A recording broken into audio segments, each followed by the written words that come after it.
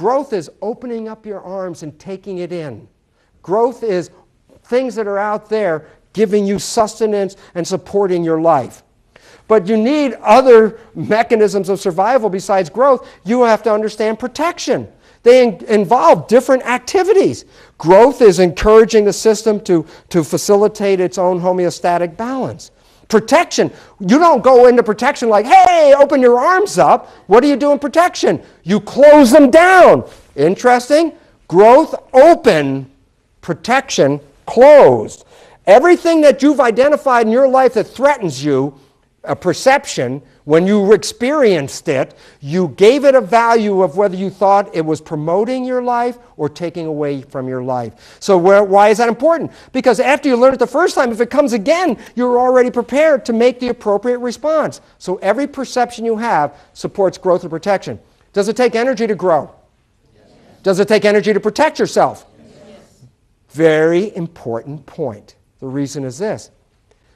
If you engage in a lot of protection, where do you get the energy from to do that? You take it away from growth. In other words, you can't fund everything infinitely, so the more protection you think you need, the more you engage in protection, the more you have to shut off growth. So the simple truth about survival is this. Survival is equal to growth divided by protection. And in this world, as you can see in the last year or so, what is happening to our needs? We are living in this. Why is this important? Because the more we do this, the less we do of that. It's just a matter of mathematics. You have a checkbook, you have a balance, you write checks for protection. And as every time you write a check for protection, the budget balance drops, and it gives you less for growth. And the problem is, do we need to have all the protection that we are told we need to have? And the answer is absolutely not. It's a belief system. People are making money from it. And the reality is, if you would take back the effort you put into protection, you know how your life would expand and grow? And the reason is why? You're just fiddling away all your energy trying to protect yourself. From what? Ghosts, goblins, real things? Let me explain something that's so fundamental that it was so simple and profound, it just like stopped me in my tracks. I cloned human cells. That's what I was doing. And I can tell you a simple experiment. In the Petri dish, I have my cells, and in front of this cell, I put some nutrients. In another Petri dish, in front of the same kind of cells, I put toxins. I know exactly where the cells are going to be when I come back in an hour or two. And the answer is illustrated. After a period of time, cells will move toward the growth nutrients for growth, opening and going toward. But in regard to toxins, what do? Back up, close away, and move the opposite direction. Does that make sense? Well, then look at this. Cells cannot move in both directions at the same time. Relevance? When you're in protection, you cannot grow.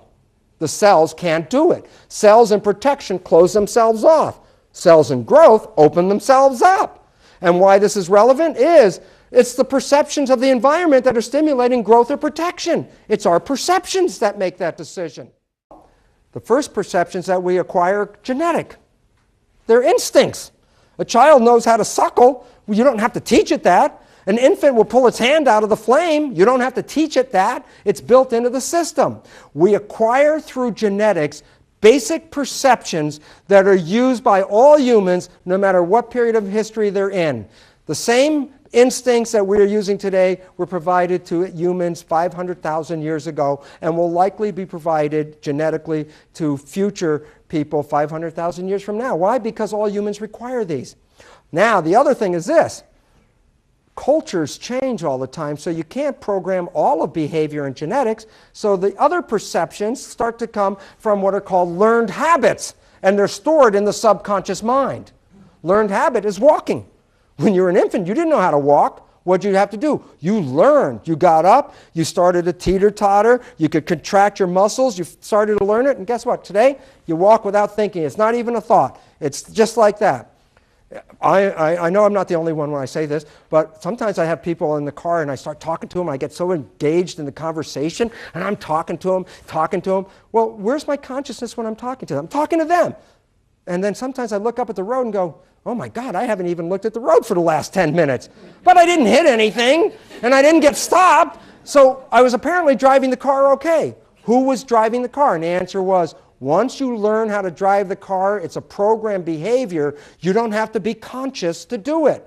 You can drive down the street, and your subconscious, with the learned programs, will drive the car.